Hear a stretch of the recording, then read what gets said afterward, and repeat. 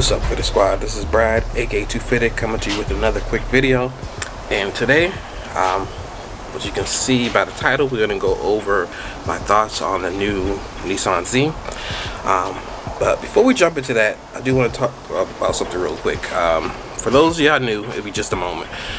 But as far as the Ultima, it's still down currently. I do kind of have a path resolution for that, so stay tuned for the next video. But yeah, let's go ahead and jump into the Nissan Z. Alright, so originally I wasn't going to make this video, but I had quite a few people hitting me up asking me my thoughts on it, and I could get one here and there, so let's go ahead and talk about it. First, I want to start off by saying kudos to Nissan. With a lot of auto manufacturers shying away from sports car, your traditional sports car, as well as manuals, really, for them to step out and continue to do it and keep this car, because a sports car isn't something that's really needed by your everyday person, and especially in this time in the middle of a pandemic, and their financials are not the best as to where they've been. Definitely shout out to them for still moving forward with the Z. I know it's definitely going to be a good move for them, or hopefully it will be. But yeah, definitely shout out to them for not just saying, hey, we're going to stick with the crossovers and SUVs that it's really selling like everybody else is. And before somebody gets all upset in the comment section, I know they're not the only ones doing that. But I did want to shout them out for it, especially during the time that this was announced. I know it's been a long time, and the Z has been out, the current one, since what, 2008-ish. So yeah, it's definitely overdue. But I'm glad that they just didn't kill it off. But as far as my thoughts on the actual car itself, I did notice that I was coming up with a lot of excuses for them. So I felt like my bias was showing, just because I felt like I had an excuse for this, excuse for that, and I'm like, okay, well, I don't need to make excuses for them. But overall, I mean, I do like it. It's weird, because at first it was like, okay, I love the front, I hate the back. Then it was like, okay, I love the back, now I hate the front. Then it was, I don't know, I just like it. I hope they do make some small changes here and there. Hope that's not the 100% final edition, but if it is, I could see getting it in the way it currently stands. They didn't really go over too much details in terms of like pricing, or didn't go over pricing or specs or anything, but it's been rumored that it's going to be on the same chassis as the 370, and the price point, the current Z, if you're looking at getting one new, starts at around 30,000. But I'm pretty sure that's going to go up. But the way Boost in Motion put it, it's not going to go up above the Q60 if it's based off the same kind of platform in terms of the engine and everything. I know they will have a manual option, but still don't believe that it'll be priced above the Q60, unless they plan to just kind of completely outdo or do away with the Q60, which I don't think they really have plans for that, but it hasn't been announced. But anyway, don't believe that it's going to go over 45-ish for the tops here. I believe that it may start off at 35 to 40. I'm thinking 35 starting out for the base. In terms of the actual, of course this is all speculation, this is not really going off anything.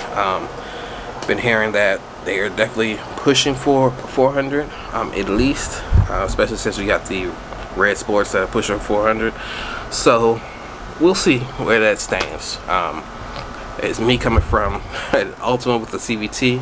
I would be happy either way, but yeah, because I can't really push any power out of what's already there. So I'm definitely looking forward to it, and I'm glad they did include a manual option, even though I personally probably wouldn't get the manual. I do think there's enough people who would and who really appreciate that, and for it to stand out, especially if they're trying to compete with the Supra. I know they're usually not in the same class per se, price wise, but they're close enough where I believe they can definitely compete, and that manual option is definitely going to win over a lot of enthusiasts, because I have quite a few friends who won't drive anything unless it is a manual, some even for their daily. So I know there's quite a few people out there like that. Now, as far as am I getting one, not 100% sure yet. I would love to get one, especially for the channel. I believe it will help the channel a lot. I'm definitely interested in it, but we'll see where the cards lie.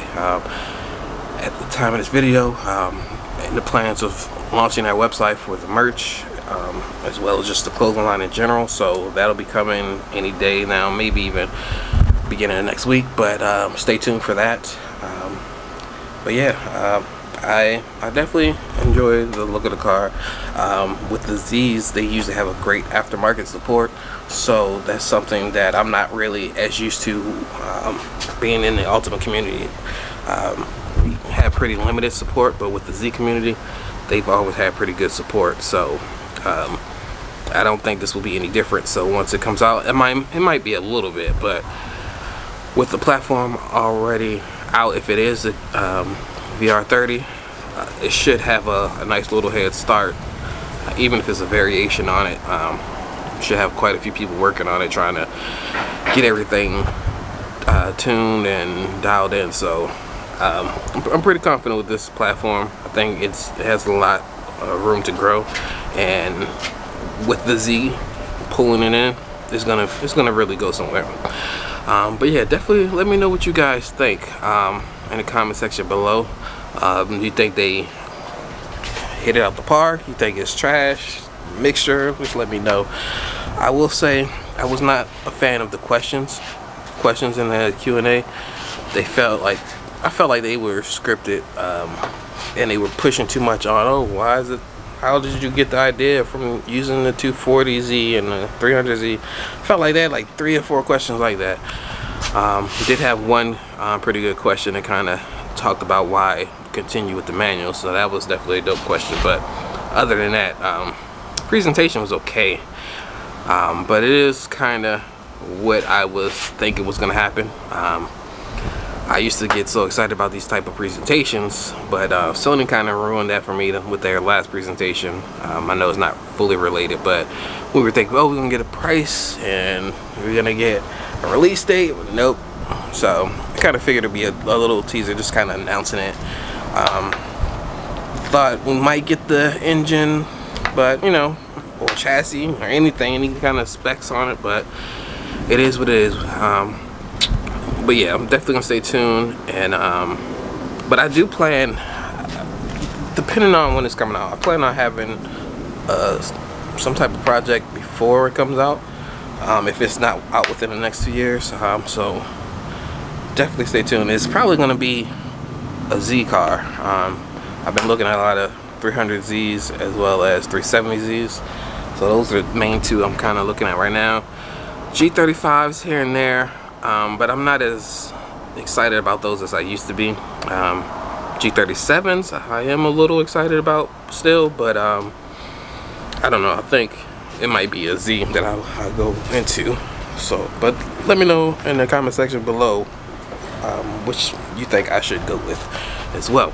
But yeah, that's pretty much gonna do it for this video. I do like to thank you all for tuning in. Please like, comment, subscribe, and as always, have a good one. Peace.